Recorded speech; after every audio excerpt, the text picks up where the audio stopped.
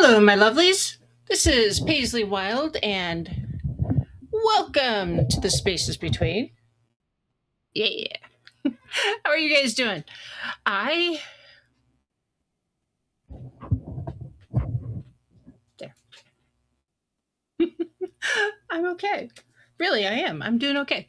I'm sorry for not being around for the last couple weeks. I had February was rough, man. It's normally when I am in a transitory period. It happens in the fall rather than in the spring, and this year that's really not the way it happened, and I'm not sure why. If all of my transitory crap is done and out of the way now, I'm so much happier for it, because you know what, it just needs to be, because dang it, I'm done with it. I'm done, and I want to move on, because yes, I'm done. February was rough, so I had kidney stones, which I don't know if you've ever had anything like that. Is like just about the worst possible thing ever, and I highly recommend not having those ever if you can avoid them, because yeah, no, no, those are bad. Those are bad, bad. Um, so mine were due to a buildup of whatever in the system, calcium, I guess, but directly related to UTIs. My family has a history of chronic UTIs, and that's just fantastic. Two thumbs way up. And so as a result, my kidneys just decided to spit out a couple of stones, and yeah. And the first one was the doozy, of course. And I have to tell you, I've never ever felt anything like that ever. I like that level of pain has blurred most of the month of February. Seriously. And yeah, once that was gone, I had carpal tunnel surgery, and so I don't know if you've ever had that kind of a surgery before, but it's a little painful. It's not too bad, especially compared to the kidney stones that I had previously. But that took a little bit of healing, and actually, I'm doing pretty good. My fenders all work, and I'm well into recovery and healing, and I'm using the stuff to get my scar down and keep the motion going, and yes, everything's good. So everything's good. Um, Hold on, I'm gonna message Lucky. Real quick, I want audio check before I go too far, because I have been. I think that's why I had some audio issues. I think I had audio issues in February too, because I was on some pretty heavy painkillers. Those were kind of spectacular. Um, they they don't um, they don't joke around with painkillers when you're on some of that stuff, and yeah, it was a doozy. I so yeah, there's some weeks missing in my world. So if you're expecting me to be on air and I wasn't, I'm sorry. My apologies. I'm striving to do better in the future. I promise. Um, so on that note, we are moving forward, and March has come in like a lamb here. And as we are approaching the Ides of March, it has been more of a lion. We had some beauteous windstorms here in North Idaho, and had some power outages. So I hope our power crews, are being nice and safe and careful as they are fixing the power lines and taking care of the trees that have been downed and those that have suffered damages and such. I hope they're able to recover quickly and safely and well, because yes, there was some significant damage from the storms. Apparently, the gusts were supposed to be up to 70 miles an hour, which is insane. Um, yeah, I mean that is pretty wild and crazy, honestly, to have wind levels that high in our neck of the woods. Actually, oh, thank you, Lucky. Lucky says sound is good. Yay, I have sound. Um, I just wanted to make sure because, yes. And if you're wondering, what's up with, the what's going on, if you were to maybe go check out Space Weather News, and that might actually give you some insight as to why the weather is a changing. I mean, just because I myself am a pagan and I am more into the esoteric stuff does not mean that I don't pay attention to the news, because I do. Because and science, because those things are real. I feel that magic is energy and energy is magic, and a lot of what we perceive as magic is kind of unexplained science, and there's a lot of connection, I think, and correlation between magic and science. And so, yeah, it's just one of those things, I suppose. So, yeah, science, kind of important. You should check it out. Space Weather News. Very, very interesting stuff on his feed on YouTube. Yes. So, today, speaking of things that are interesting, I wanted to talk about spiritual pillars. I thought about talking about what happens after death, because that's something that people do ask about often. But I talk about that every so often, anyways. But something I don't always talk about is what are spiritual pillars. And when it comes to some of the more Abrahamic faiths, such as Christianity, the spiritual pillars are often like, oh, I know exactly what those are. There's God the Father, God the Son, God the Holy Ghost. The Christian Church. Those are like pillars of the belief system, right? We got to believe in the Bible, the New Testament, the Old Testament. All of that. I mean, it's absolute. You know exactly what they are because everybody talks about them, and it's just like right there. Especially here in Western society in the U.S. It's very common. Those who follow like the Islamic traditions, you can name them off and you know exactly what they are. If you follow Judaic traditions, you got the Torah, you've got some very specific holidays, you've got some very different belief systems, you've got some very absolutes, right? But when it comes to paganism and following the old gods, the belief structures and those pillars of spirituality are often not as clearly defined because they are not necessarily as consistent across the board. And so when someone says, well, what are your beliefs? You're like, well, I believe in the old gods. Like, what does that mean? Or what's your afterlife? Well, with Christians, they're like, oh, well, hell is hell, right? Well, a lot of that was actually defined by, the Victorian definition of hell, but not so much, a lot of today's belief and definition of hell is defined by the Victorian age. Thank you, Dante. But when it comes to paganism, the definition of the afterlife is extraordinarily different. And it's not as, well, cut and dried because it isn't. And it's not as defined because there's often more of a variety of definitions or variety of places to go, and often it's a different pathway and a different thing. And just like the belief systems, right?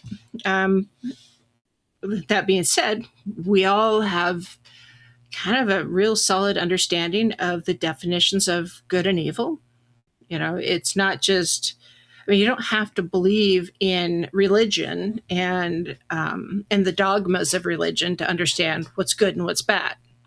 Just like most people, I'm not saying all people because some people don't, most people understand that if you stub your toe, it's going to hurt, right? And generally, if it hurts, that's bad. And if you don't stub your toe, that's good. And just to boil it down into really absolutes here, right? And so, or name calling. Name calling can make you feel bad, but saying I love you and giving out hugs often makes you feel good. There's those two, broad spectrums, right? So you don't have to have religion to define those two extremes. But often when it comes to religion, and something as a pagan I've heard on more than one occasion is, oh, you don't believe in Christianity, you must be going to hell. Well, no, because as a pagan, my definition of the afterlife is often extraordinarily different than a Christian's definition of the afterlife, or a Mormon, or a Seventh-day Adventist, or what have you. So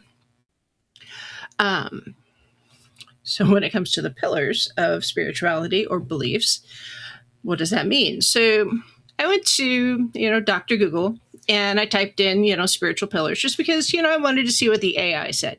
Because AI, as much as it vexes me and is cheating, it is kind of a shortcut cheat code, if you will. It does come up with some interesting results. The first one, it just kind of gives you some definitions, right? Let's see. Spiritual pillars, we're just going to define it because, hey, why not? Because, I like to have definitions right at the very beginning. And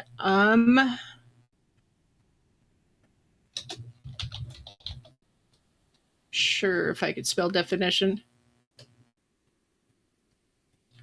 Too many N's in definition. There we go. So, definition. Spiritual pillars are foundational principles, basically. They're the practices or values such as meditation, service, gratitude, and faith that support, stabilize, and provide meaning to a person's life and inner growth. Sounds real basic, right? I like that. Because that's just the basic foundation. If you're gonna lay or build a house, that's the support, the cement pad, the foundation, and what is it? The basic framework, the blueprint, and that's how you foster your deeper connections, your purpose, and your balance. So, when AI pops up and it says there's some commonly recognized spiritual pillars. There's the 3 pillars, because there's some different belief systems, right? The 3 pillars is relationships, both inner and outer connections, values, which is your compass and your morals, and then there's life and purpose, or life purpose. Then there's the 4 pillars, if you wanted to go that route, because that's a different belief set. So the 3 pillars are general and relational. The 4 pillars are practice-based, and that's often defined as meditation, austerity or self-discipline, cleanliness or purity of body and mind, and truthfulness. And then a different belief set is, or the 4 pillars are transformational, which is perception or discernment, acceptance or humility, transparency, which is also compassion, and then healing, which is freedom. And then the 5 pillars, which is often associated with Christianity and is often also contemplative, which is the Holy Eucharist, spontaneous prayer, the Beatitudes, partnership with the Holy Spirit, and contemplative life. Think monks and nuns and that kind of thing. And then there's another type of 3 pillars, and which is an action-oriented or faith. Which is a word that I can't pronounce because it's got more consonants in it than it does vowels. There it is.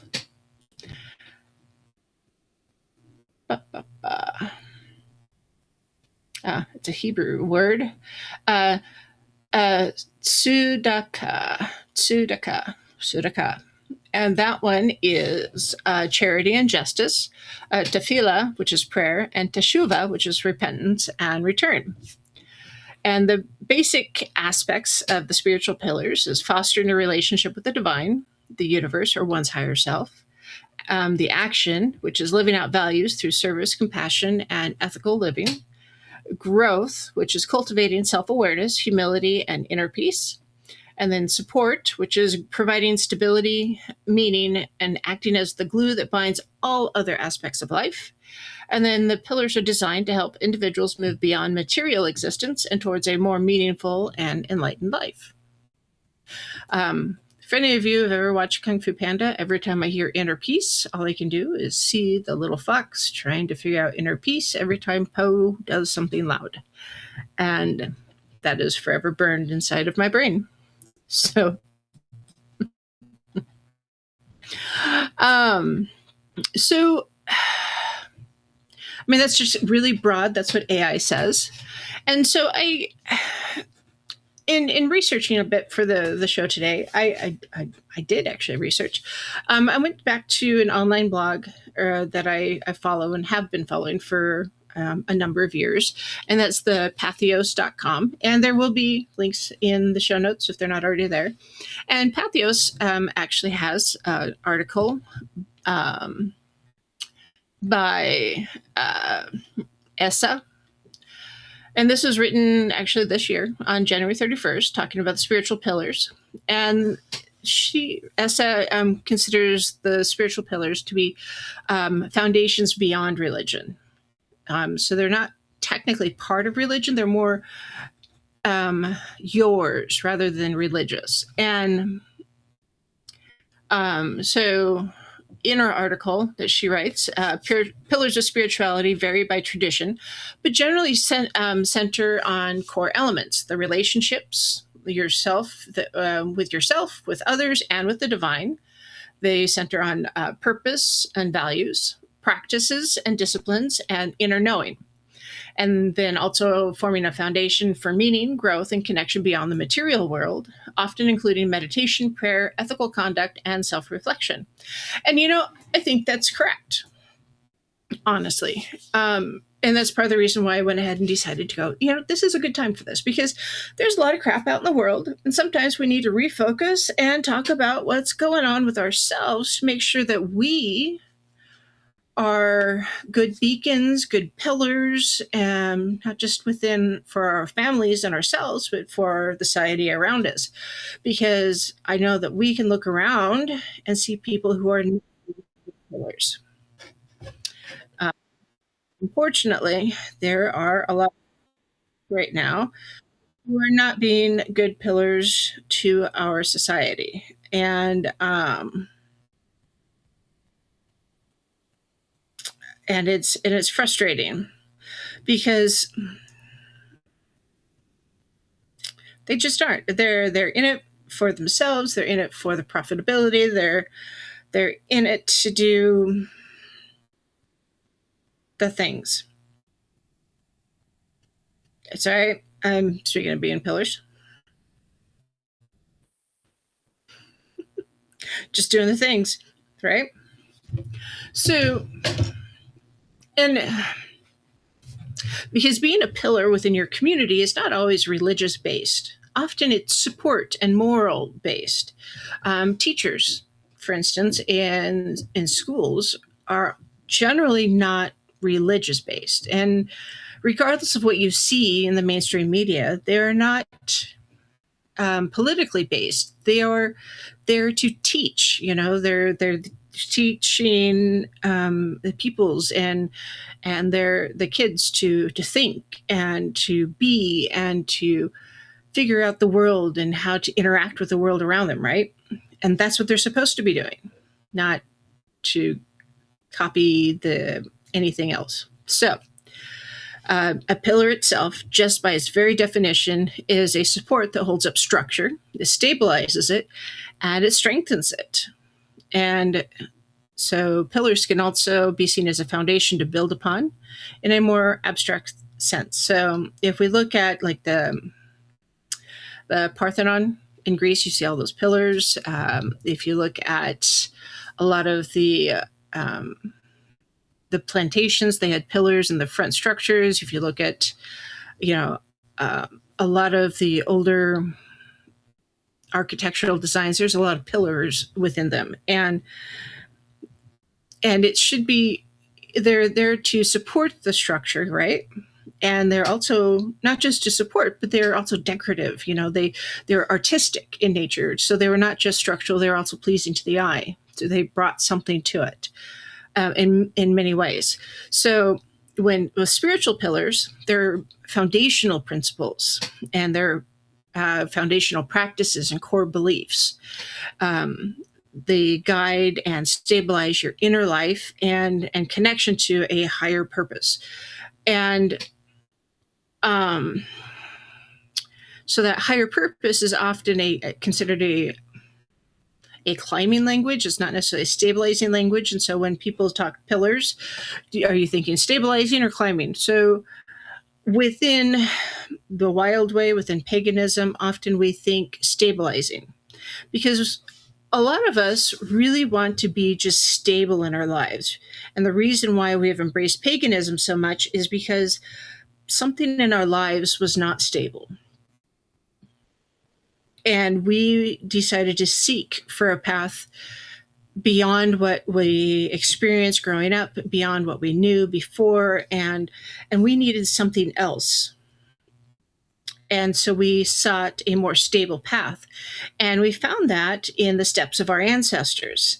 Some grew up in a pagan household, and that made sense because we followed that, or we sought to reconnect with our ancestors and the old ways. And so in doing that, we are learning how to be a service to our community. We're learning how to study the old ways, because a lot of it is research and trying to figure out what it was, a way to connect, because and a lot of those practices were not written down.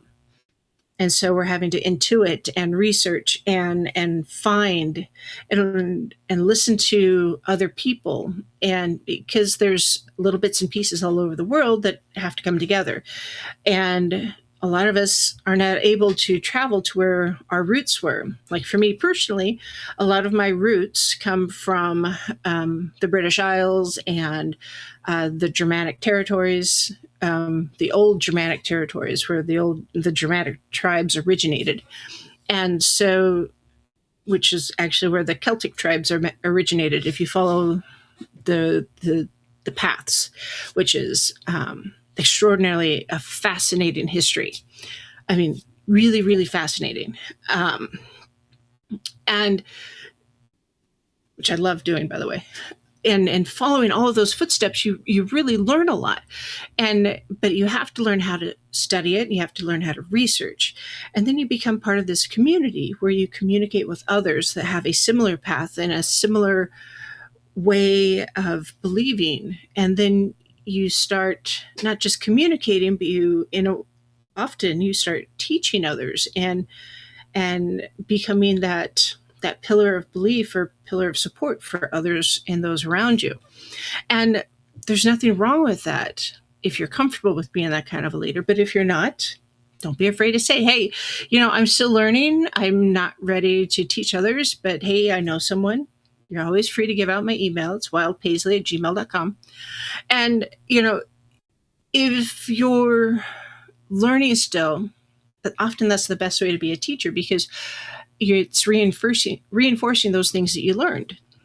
So as you're learning what your own spiritual pillars are within your belief system, your pagan path, it's often not religious, because a lot of the stuff that we grew up with, that we found and heard as children, because, like, for instance, my husband, growing up, his family drug him to multiple churches trying to figure out which was the right one, because they're always looking for the quick fix.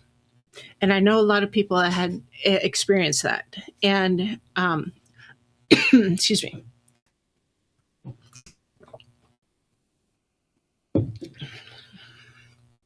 And there is no such thing as a quick fix when it comes to spirituality. There just isn't. Um, and it's frustrating. Excuse me. Goodness. And so by the time he became an adult, he was done with religion. He'd heard all of the dogma, all of the things. The religious dogma was all over the place.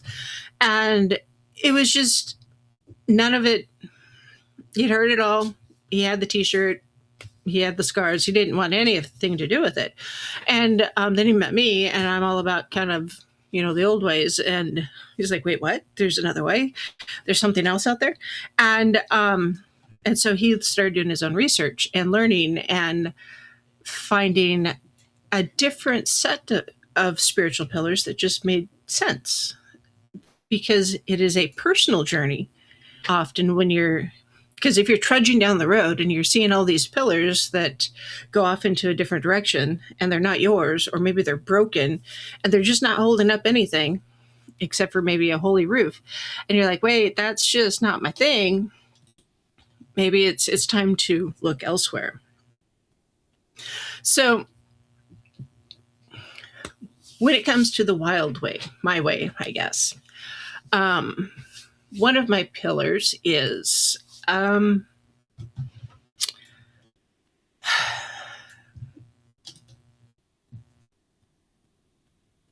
the divine. And I will use the divine kind of neutrally here, because I am an omnist. I believe in all the gods.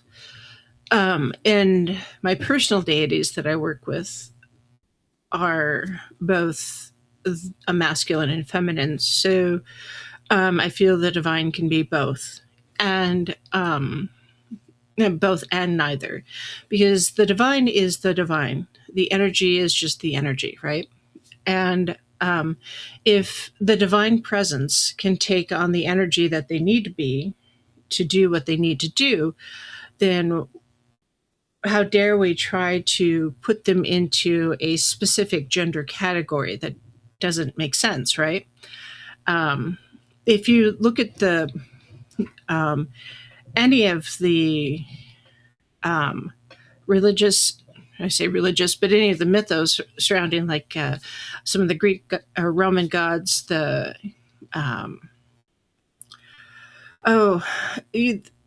or some of the others, my brain's shutting down suddenly, they will often switch genders to experience different things, or even different forms to experience different things.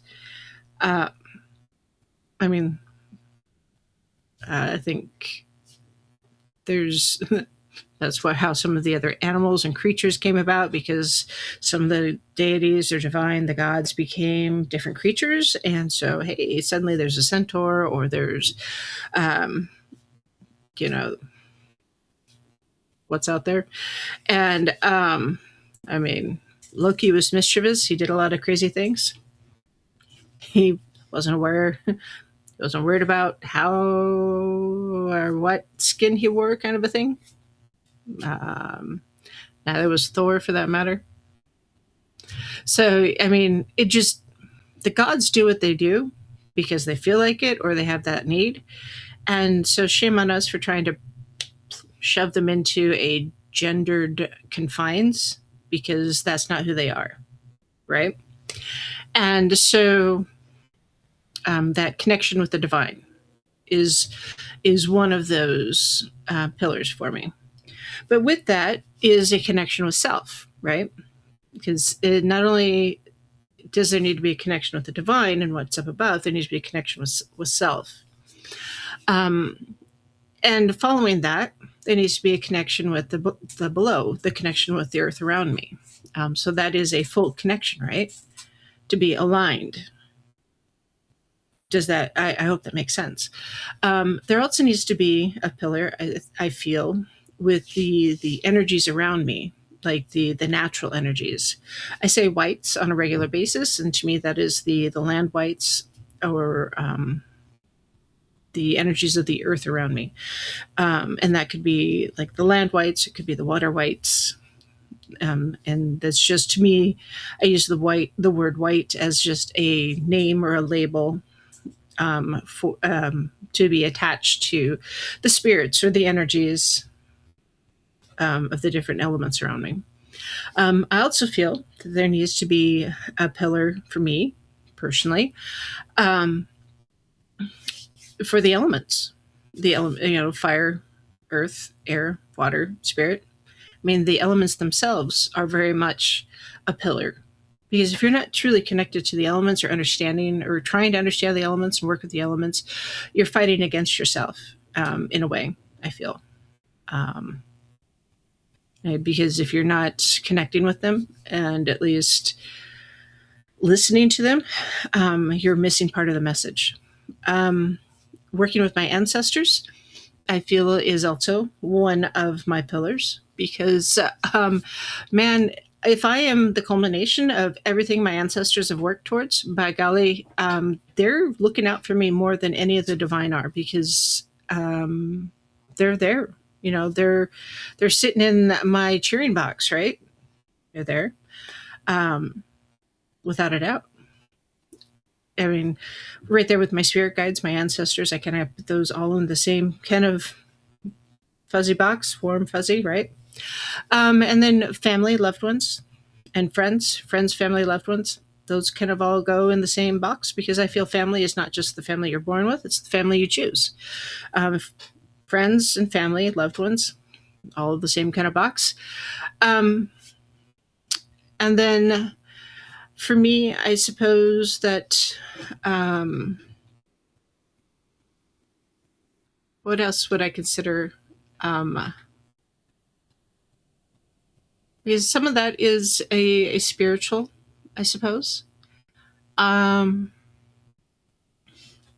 an educational or healing, that connection to, um, that ability to communicate and heal and connect, whatever you would call that, that transformative compassion, or perception.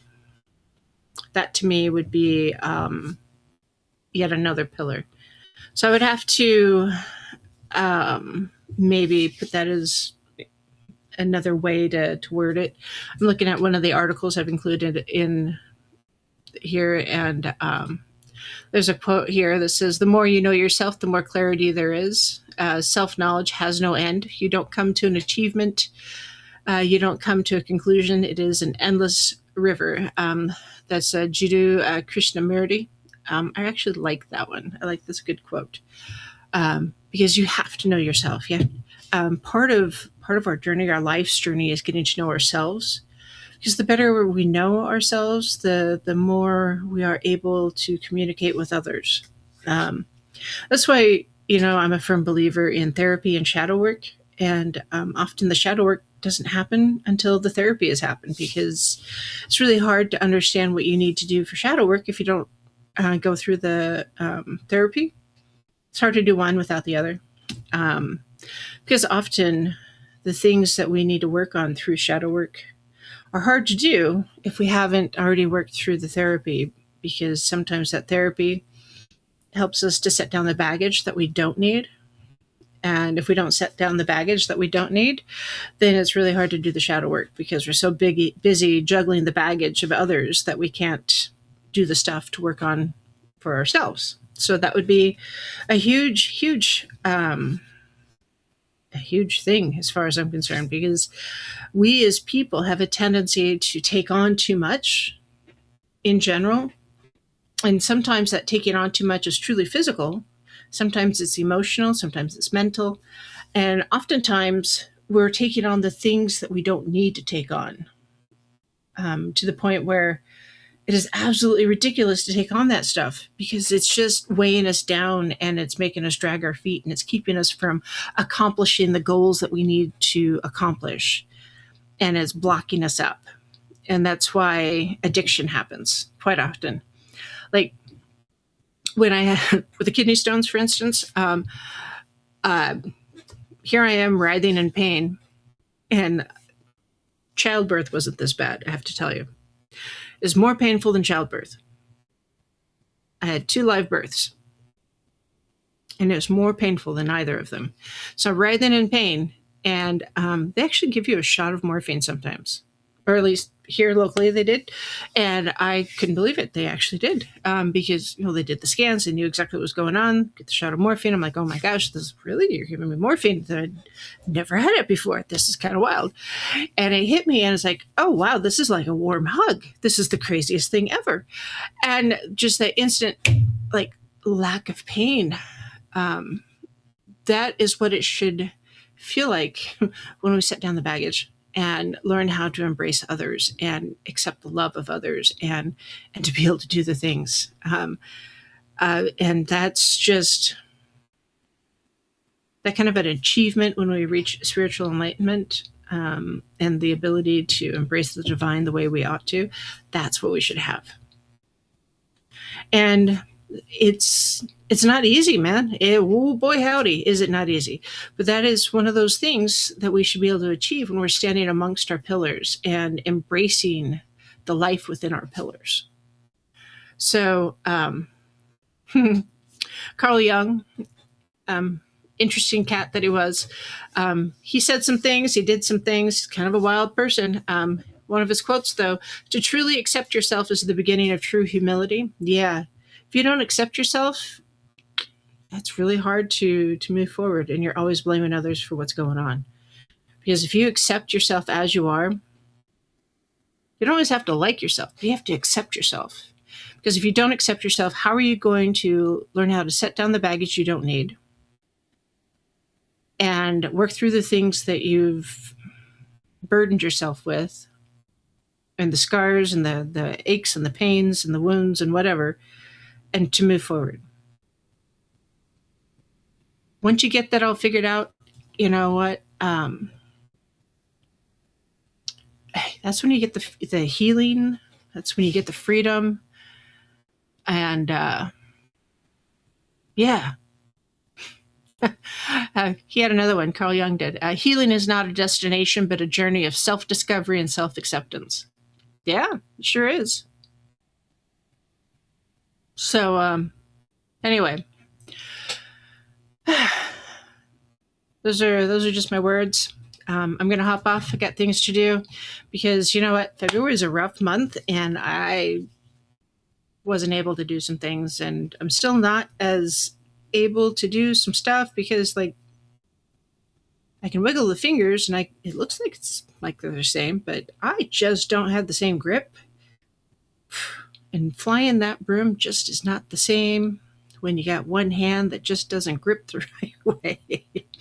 Kidding.